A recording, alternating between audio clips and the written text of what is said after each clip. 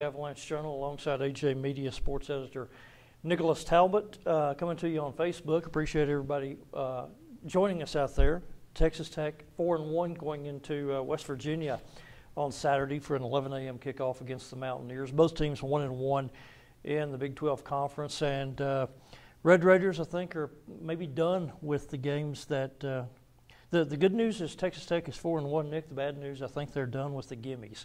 Kansas was kind of a gimme last week. From here on, there's a whole bunch of games that are, I think the spread will probably be a touchdown or less. Starting with this one, Texas Tech will try to go win up at Morgantown, where they're a 3.5-point underdogs on Saturday. Yeah, and you say the gimmies are over, and a lot of people were probably marking that Iowa State game down as a gimme, but after the upset of Oklahoma, not so much anymore. But the Red Raiders start with West Virginia, which to me looks like a really tough matchup because the teams are very similar. This Mountaineers team is very similar to Oklahoma State. You know, they have a lot of playmakers on offense. They have a good quarterback. They have weapons all over the field that can hurt you, Don. They have Karan White, David Sills, Gary Jennings as wide receivers. David Sills, of course, leading the FBS in touchdowns with 9 receiving touchdowns. And then they have a great running back. Oklahoma State had Hill back there, and now West Virginia has Justin Crawford, who's ran for 562 yards. It's a really formidable offense that Texas Tech's going to have to face. They're actually outgaining the Red Raiders in total offense. Yeah, and you kind of touched on it. And I asked Jashawn Johnson this week because Jashawn plays so aggressively and he helps out in run support a lot, and he's the second leading tackler. I said, how disciplined, how much of a challenge is this to you to stay disciplined? And he said, and not unexpectedly so, he said, well, you got to stay disciplined every week. However, as you indicated, you have the Red Raiders trying to contain the leading rusher in the conference in Justin Crawford, the guy who was a junior college transfer last year, came onto the scene and had a good first season for West Virginia. And now he's taking it up a notch with 562 yards rushing so far. They've debuted the quarterback, Will Greer, the transfer from Florida. Seems to have gone smoothly from what I can tell. And you touched on the guy who's maybe the unexpected big-time playmaker that they've had so far is David Sills, the kid at wide receiver. He's a 6'4", 200-pound kid, and he's had 3 games so far where he's caught 2 touchdown passes and 1 game where he's caught 3 touchdown passes. So there hasn't been a more productive, at least in terms of scoring touchdowns, there hasn't been a more productive guy in the FBS this year than David Sills. So it's a good another good barometer for the Texas Tech defense, I think. And so far, Tech defense has been better than advertised. Been better than advertised, I think. No, maybe not shut down, because they didn't shut down Arizona State and they didn't shut down Oklahoma State. But it's been a darn sight better than it was the last couple of years. Yeah, and I think that really starts up front, Don. This linebacker crew is a lot better. Jordan Brooks is a year improved. The return of Dakota Allen, we've harped on this a lot. But the rushing defense is still going pretty well. They really haven't had any huge lapses. The pass defense hasn't been great if you look at total yards, but they've also played some really top passing offenses. If you look at Oklahoma State, averaging 399 yards passing, Houston 264, Arizona State 297. So they face some top passing offenses. So that's kind of to be expected, especially when you're playing at a conference like the Big 12. But they got another one coming in because West Virginia averages about 364 yards passing game behind Will Greer, the former Florida quarterback who had a good run there before he was suspended over supplement scandal or a steroid scandal, how you want to phrase that. But he was kicked off the team for that, or he left the team for that. So they have a really good quarterback, a really good passing offense. And how do you think that's going to really affect the Texas Tech defense?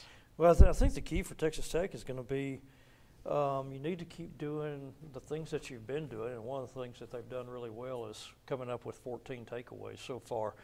So Tech has gone from one of the worst teams in the nation in terms of coming up with turnovers. I believe the final total last year was 13 for the Tech defense. Yeah, that's right. And now after 5 games, they already have 14.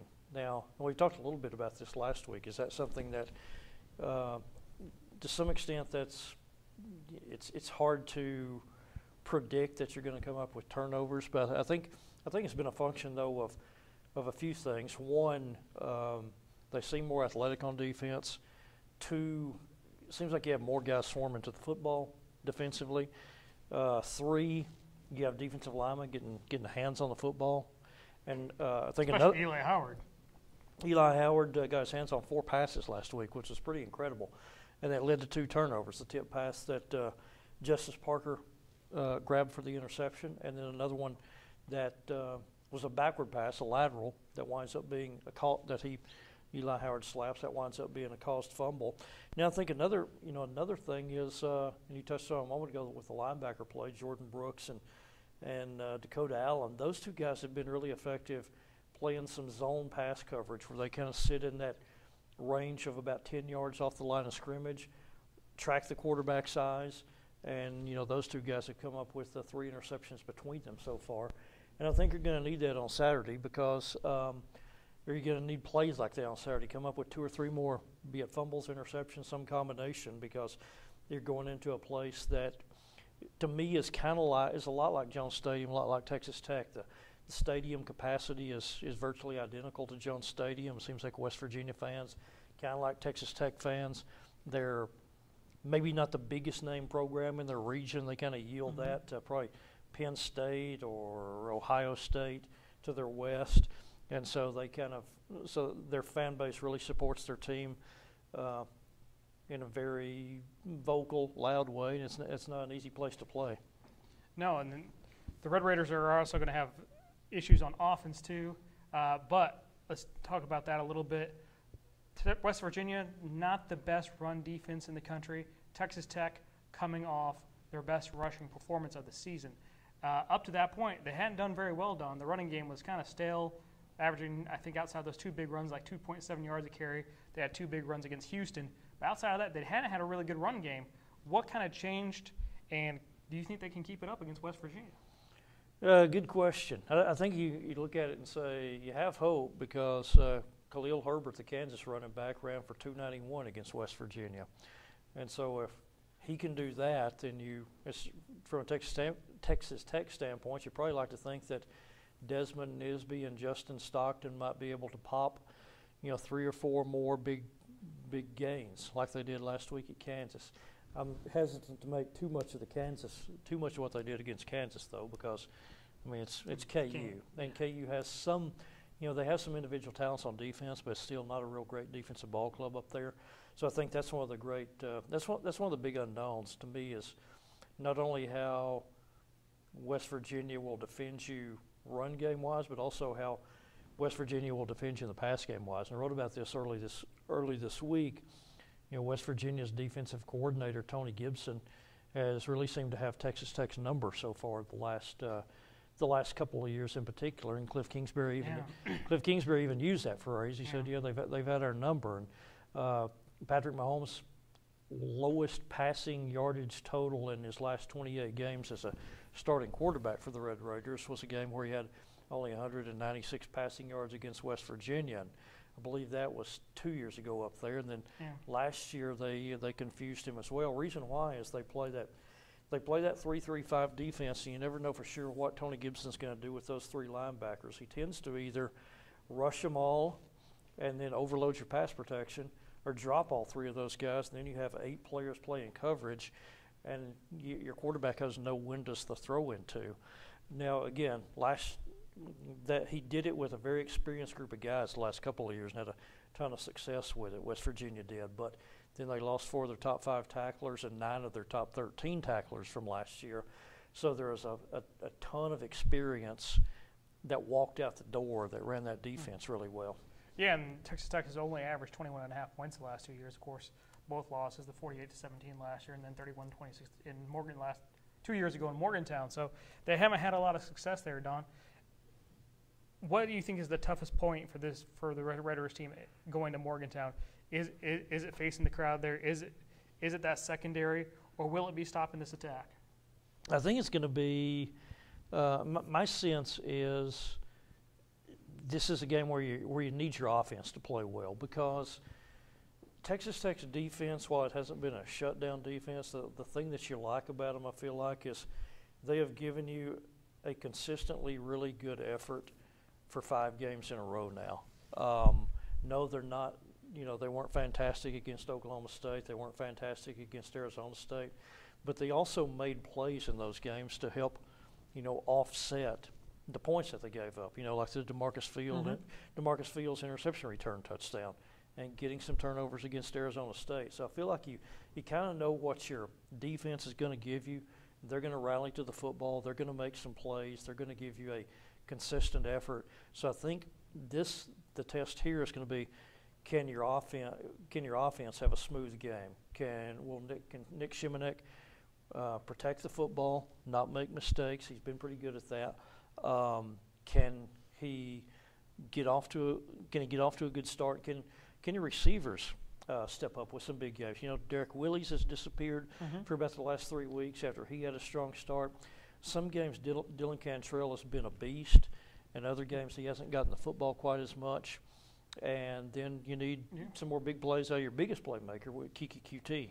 Yeah, you mentioned Willis, and he only had one catch. It was for a touchdown last week, but it was in garbage time, basically. The game before that, he really struggled. He had a drop touchdown pass, another pass that went off his hands for an interception. And he's also had a ton of penalties there for 2 weeks. I think he had 6 penalties all together, which made me wonder, where's your head? And really, I don't even think he started last week, right? Didn't he? Correct. Did not. He lost his job. Shorts. He lost his job to Quan Shorts, who had a decent game last week. So you kind of hope he kind of steps back up and kind of gets back into that groove, because he looked pretty good early in the season, and then all of a sudden he's kind of dropped off.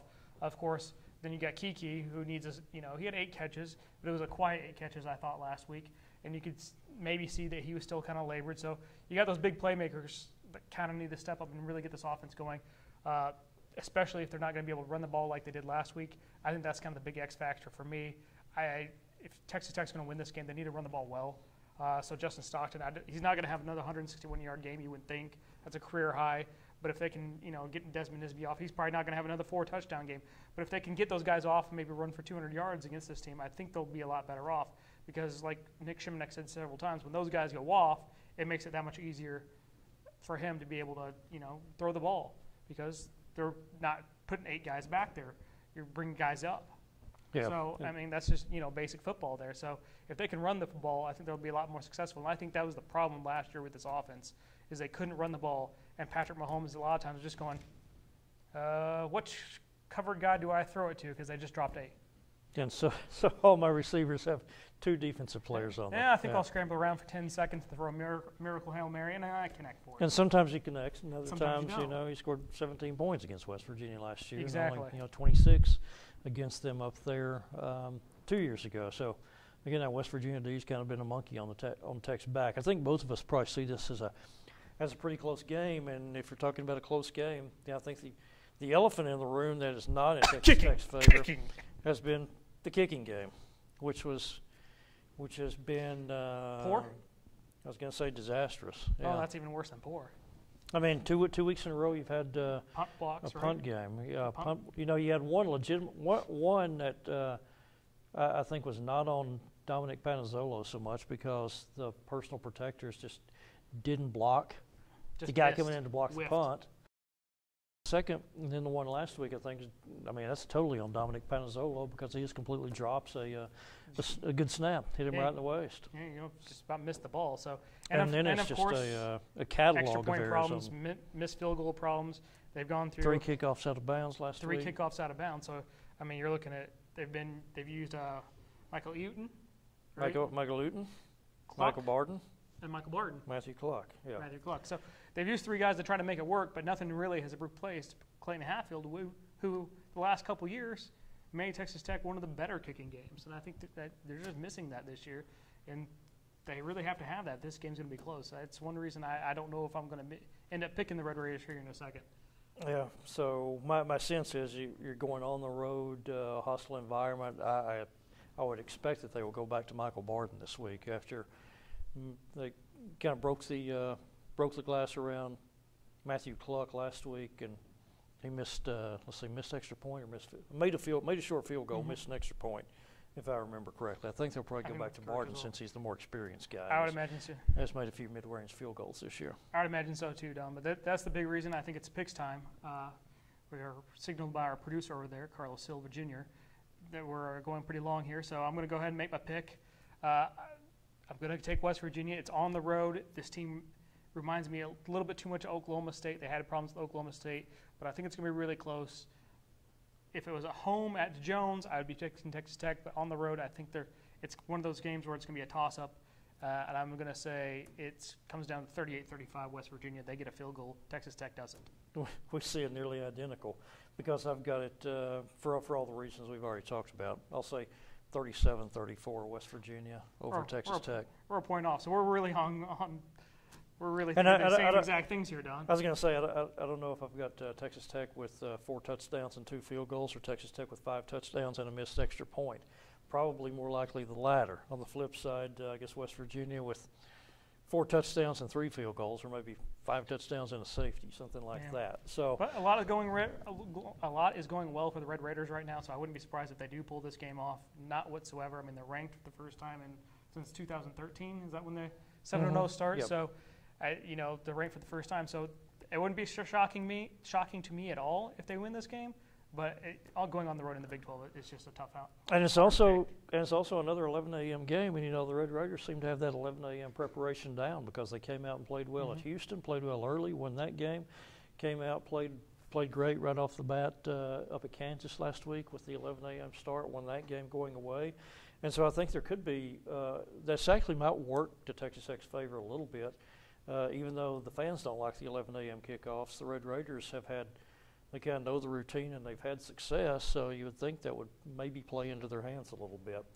Again, it's 11 a.m. kickoff. Television on this one is ESPNU, so if you don't have basic cable, that might be a little bit tough.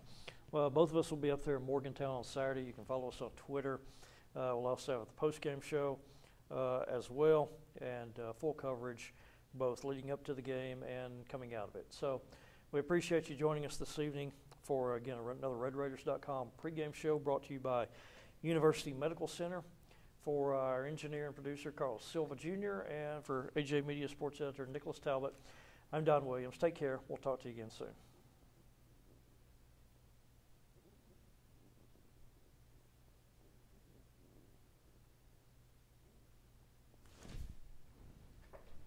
All good?